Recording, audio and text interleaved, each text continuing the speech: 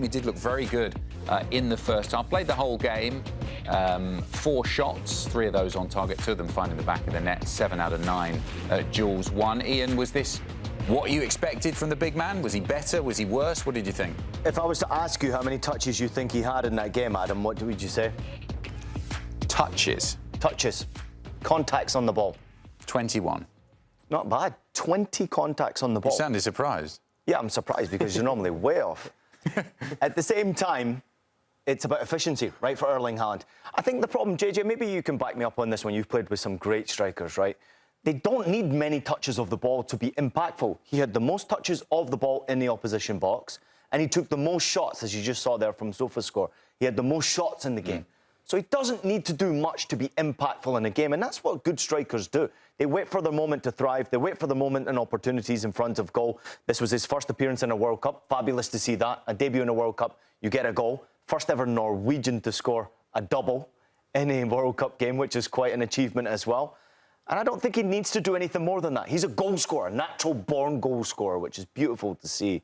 And I think that was the difference in this game tonight. Again, goal scoring from a top-class, world-class finisher. JJ, Mbappe or Haaland, who would you pick if you could only have one in your team? And you obviously played, you know, at this level. Who are you choosing?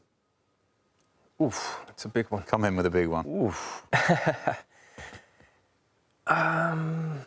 Depends like how you want to play, right? Okay. If you want to play transition, then you go maybe more with Mbappe. Hold on. I guess let's not make it easy, right? You've got your coaching license now. Yeah. You can only pick one striker for your team the way you want to play. We'll make it easier. Okay. Let's change it slightly. Make the case for Haaland. We've just watched Haaland, and then make the case for Mbappe. So if you're choosing Haaland, why? You're giving him a way out, though. No, I'm not. I'm just saying why. We've just seen the best of Haaland. He scored 2 goals, brilliant game. If you were putting him in your team as opposed to Mbappe, why are you choosing him? If I choose Haaland, I would choose him because I'm saying, okay, maybe I want to press high, and I think I get from him against the ball more than I would get from Mbappe. Okay. And on the Mbappe side, is it more just the raw pace, the finishing ability, what we saw in the game against Algeria?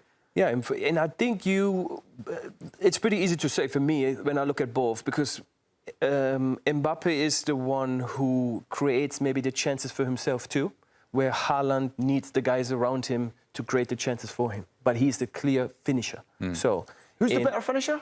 I think Haaland. Yeah, I do too. I think Haaland is too. I think Haaland is the better finisher. I remember we were talking earlier on in the season in scoreline during the Premier League season, Ian, that there was a bit of tough love, wasn't there, from Pep, that he wanted more out of Erling Haaland because he felt that he wasn't maybe contributing enough other than just the goals. He wasn't getting as much. We're seeing the SofaScore rating from Kylian Mbappe earlier on in the game against Senegal. Yep.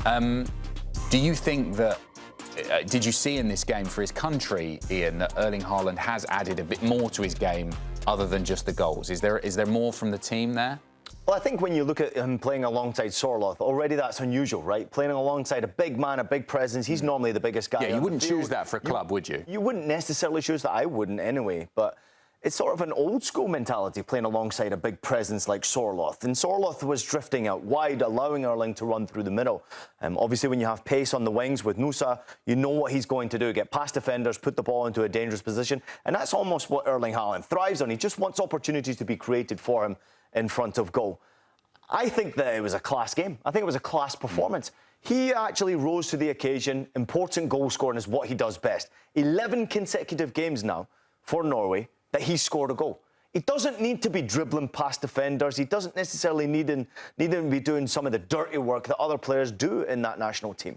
Norway are happy to be at a World Cup, and I think because of the extended version of this World Cup, that's why they're actually there. But I'm so happy, because in previous versions of World Cups, we've seen some of the greatest players who have played the game. One of my favourite players of all time was Ryan Giggs. Never got to compete in a World Cup. Won everything at club level, but never got to compete in a World Cup. Thankfully, because of this extended version, we're getting to see Erling Haaland compete at a World Cup. And I think that's what makes the World Cup. Opportunity. And you get to see one of the best players in front of And also a World Cup asks such different questions of a top player compared to a long, season that you're playing for your clubs. In terms of the other players from Erling Haaland, because it wasn't just a one-man performance from Norway today. I know you like the way that Nusa performed. He was a good in that supporting role going forward.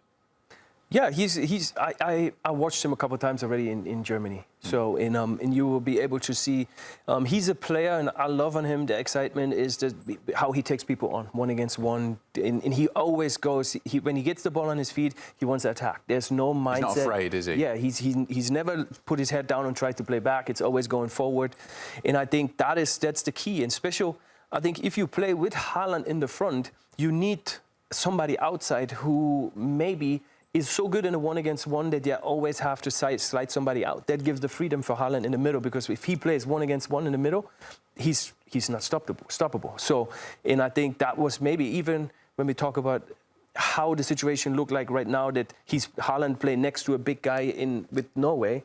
I think too, as a coach, when I look at it, I say that's maybe a good idea, because them both, there'll be big trouble, and that helps maybe Haaland to get always that free spot that he's only 1-against-1. And we saw it in the situations when he scored his goals. Don't forget it, in this game, he had 4 shots on target, and there were 2 in. So, and that speaks, that speaks for him.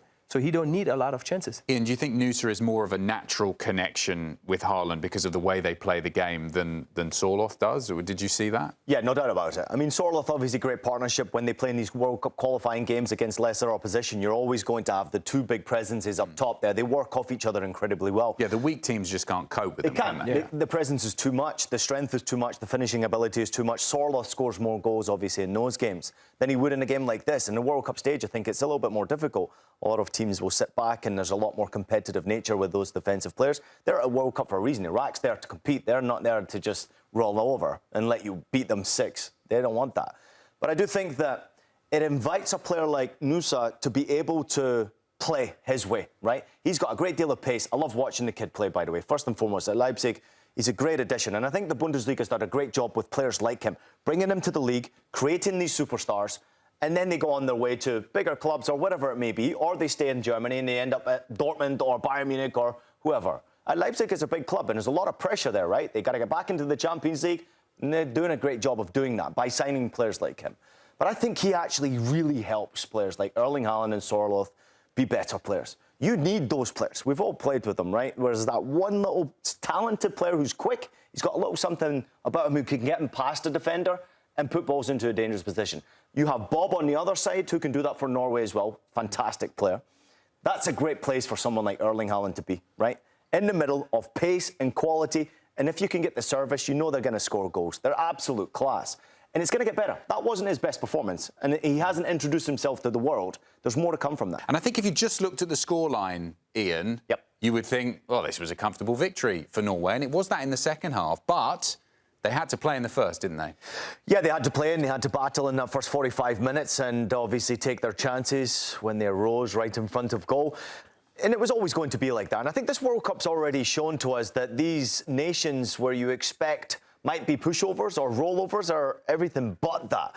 And again, you go back to it, that scoreline is very, very favourable towards Norway. But you have to work for it. You've got to take your opportunities. You've got to be almost at your very best to be able to get any type of a result in this World Cup. And it's brilliant to see nations like Iraq improving, being better, making it a competitive game, making sure that Norway are taking their chances, being a good nation, obviously, and enjoying their moment. But this was not easy, and I think Norway made it look easy towards the end because their quality and their class is just a second above. Jermaine, we haven't seen Norway at World Cups recently. Do you think this game as well was them just getting used to the environment, playing at this level in these big competitions, and that was why they were perhaps, they grew into the game, didn't they, in the second half? Yeah, of course. I think you go into the game in the beginning and then you're a little bit nervous. You want to see how you get into the game.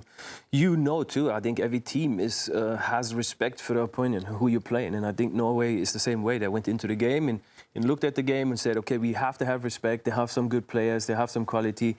Let's see how we get in. And slowly by slowly, you were able to see that Norway got the rhythm, they got the thing. And then the chances they had. And if you look at some other countries, they had a lot of chances too, but scored not the goals. But today you were able to see that Norway, the chances they had, they straight away put them away, and that's why they got up 4-1. But at the end, you can look at the result at the end and you can say it was an easy game for Norway. I think that's not the true. I think you were able to see that Iraq can play with them played with them a good game. At the end, you can say, is that the experience still, if Norway is still a young team, but is that maybe the experience they had that in front of the goals, they finished them up? Yeah, that class in front of goal was the difference maker, right? To back JJ up right there.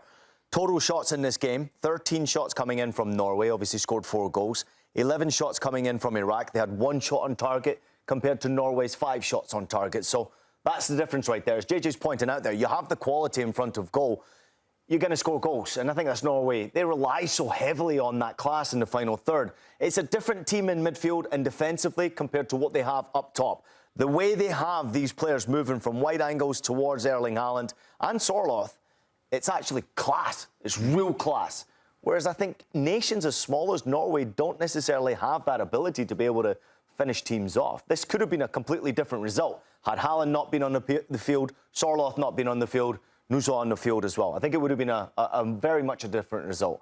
But yeah, that's the class that separates these nations in this game. I was going to have a question there about the supporting cast, because immediately when you look at Norway's starting lineup and the way they've played, immediately you're going to be drawn to Erling Haaland's performance. SofaScore, our friends, have given him a rating of 8.2 for the game. But they're not just a one-man team, are they, JJ? And we saw some of the supporting cast here had good performances as well. Alexander Sorloth, they've given him a 6.1. Sander Berger, 7.1. Christopher Ayer at the back there, 7 as well. There's a lot of, Premier League experience in this team. Yeah, you can see it. I think Haaland is the face of the team.